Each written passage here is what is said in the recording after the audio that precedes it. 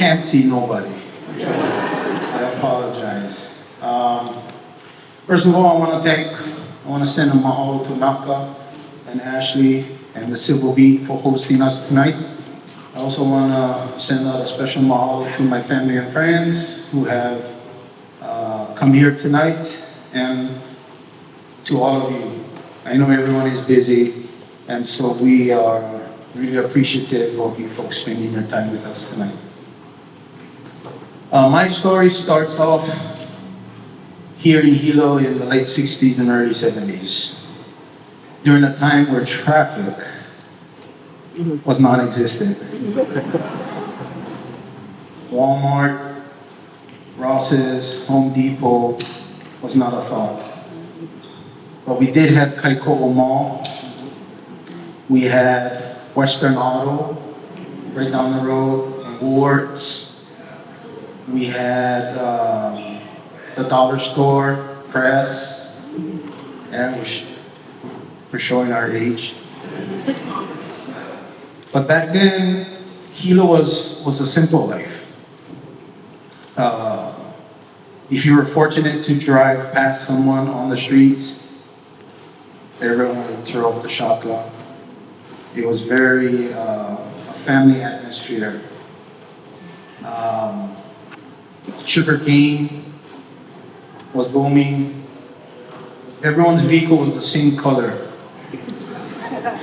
during the harvest season. Cane trucks would come down from the muddy roads, and the roads would be all brown and dirty, and so was your vehicles. And so you wouldn't know what color your vehicle is until you go home and you wash it.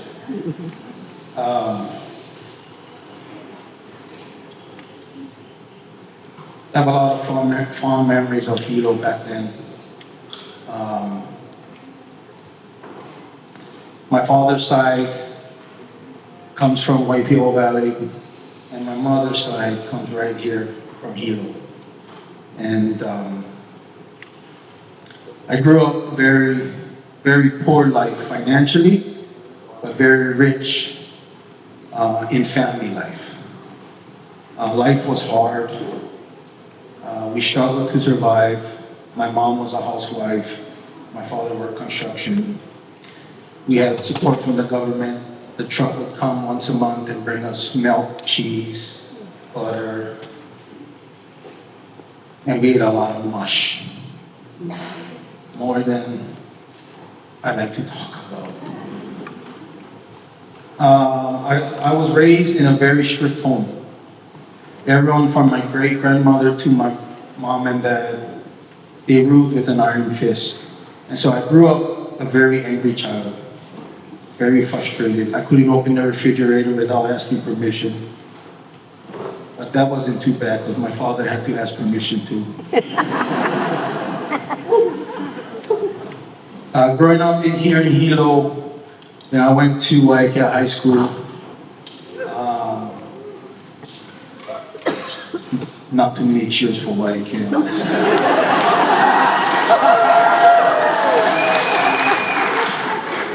Oh boy. Anyways, I started working with my father when I was 10 years old. Working construction with my father at 10 years old. Mixing cement, pushing the wheelbarrow, spilling most of it on the ground. Working with my uncles. And that lifestyle really taught me work ethics. But after a while, I started getting tired working with pops. So I looked to sports as a way to get away from working with pops, but also a way to release my frustration with house life. And like I said, I grew up an angry child. And then comes my senior year in high school. Everything was set for me until I started hanging around with the wrong crowd. And at the end of my high school career, I had a conversation with a judge in Hilo. I forget his name, but he was a real old Japanese grumpy looking man. And he told me, son, you have two choices. First choice is you can continue hanging around with the people that you're hanging around with, or you can join the service. Which made me think back. Because as I was growing up, I was told that there was nothing here in Hilo for me. There was no future for me here in Hilo. There was no future for me in Hawai'i Valley. And that I needed to leave this rock to make it out there in the world. So I took the judge's advice and I chose door number 2. I joined the Army. And for 23 years, I traveled around the world. And I met amazing people that had similar struggles that I went through.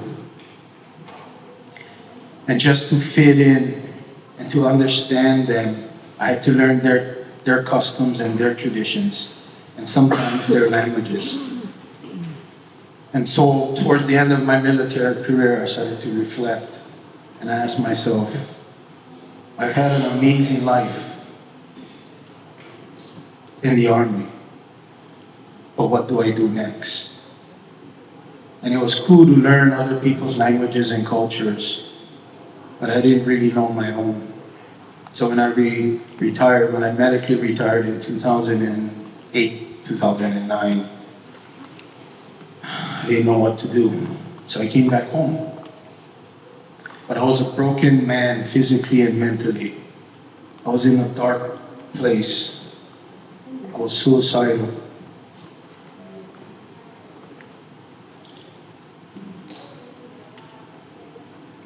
I slept in the garage in the volcano because I was fearful that I would hurt my wife. And that went on for a few years. And then eventually I found my first employment, and it was with the Youth Challenge Academy up on the old Kulani prison up on Mauna Loa. But that was a difficult task for me, dealing with the issues I have. And when you're struggling mentally, and you're in this dark place, your mind starts to drift, it starts to wander. And one night in my chaotic dreams, a voice told me, you need to connect with your culture. That's the answer, connect with your culture. And so when I woke up the next morning, I asked myself, well, how am I going to do that? Going back to school is not an option for me. And so fortunately, on one Saturday afternoon, as we were in processing the new kids into the Youth Challenge Academy, there was a job fair across the street. And so on my lunch break, I ran across, didn't know what I was going to get myself into. And I was walking around, and I see in the corner a booth, and I recognize the person who was behind the booth. And he was my brother's classmate. So I walked up, I said, hey man, what's happening? He said, what are you here for? I told him, well, I'm not sure. But the one thing I do know is I need to connect with my culture. And he asked me, have you ever thought about working for the National Park? And I laughed. He said, the National Park is not for Kanakas. The National Park is for tourists. You see, I grew up hearing that from my family. The National Park was just for tourists. And he laughed, and he said, we need to change that mindset. We need to bring Kanakas back to the park. So he handed me an application, and I reluctantly filled it out, gave it to him. About a month later, I got a phone call from the National Park. Keoni, can you come up and do an interview? And at that moment, I was going to say no, but something told me to push forward. So I drove up. Didn't know anything about the National Park. Mind you, I only been to the National Park once in my life, and that was in 7th grade on a huaka'i, a trip that we walked down Kilauea and we walked around. And so I sat down and I had my interview. 20 minutes later, he hired me on the spot. So mind you, I'm driving back home, just got hired for the national park,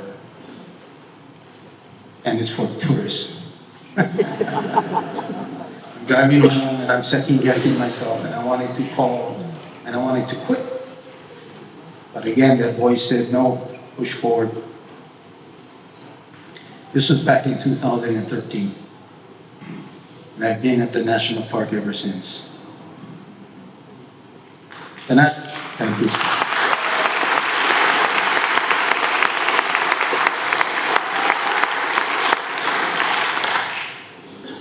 The national park has given me all the opportunities for me to reconnect to my culture. People like Johnny May, Makua Kane, people like Andrea Kaholoa'ā, Adrian Boone, Anakala Echi Inoki, all gave me the opportunity, and they invested in me and they taught me step by step. And slowly but surely, as the years went by, I got more comfortable and more comfortable. They told me to go out in the environment and observe. We call it Hilo. Feel with your heart, feel with intention. And about 7 years ago, I started investing in my genealogy and what my last name means. Kaholoa'ā literally means the flow of jagged rock. Wow. Which is interesting because I was always fascinated with the A'ala rock. I just didn't know why. And so as I started the journey trying to understand who I was, what my name meant, I realized that we have a genealogical connection, our family does, to Tutu Pele. And then I also realized the journey that I'm on is not only for myself, but it's for my entire ohana. And so as I learn, I share with them. I talk about things that have happened, visions that I have seen, voices that I have heard while in the park. And it has been an amazing journey for me. But it all came to a head back in 2018 when we had a lava lake for 10 years up at Halima'umahu, which is the summit pit crater within Tutu Pele, the caldera of Kilauea. The lava lake drained. It flowed 12 miles down the rift zone towards Pu'u'o'o, which was erupting nearly for 36 years on a daily basis. The lava drained from Pu'u'o'o and traveled another 30 plus miles down towards lower Puna. And I remember at night sitting on my lanai, looking eastward as Tutu Pele was flowing underground and all the noise that she was making. There was sounds, crackling sounds, whistling sounds. It sounded like people whispering.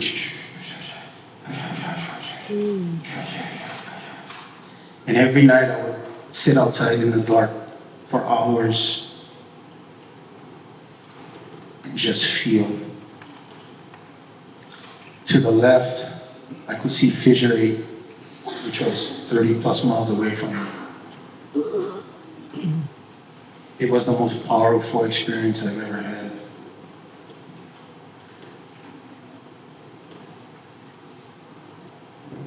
The opportunity to connect to my ancestors at a deeper level is hard to explain, but it is real. This experience has helped me process the troubles that I had mentally. It has helped me heal to the point where I'm a productive citizen here in Hilo.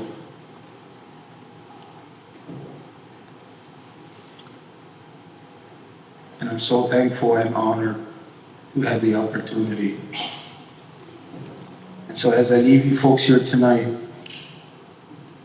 I just want to leave you with a few things. Never give up on your dreams, your hopes, your desires. A door may open, a door may close. But when that door opens, be ready. Take that step, walk through that door, see what's on the other side. And never give up on your dreams. Those dreams do come true, even here in Hilo. Yeah. I want to mahalo you folks.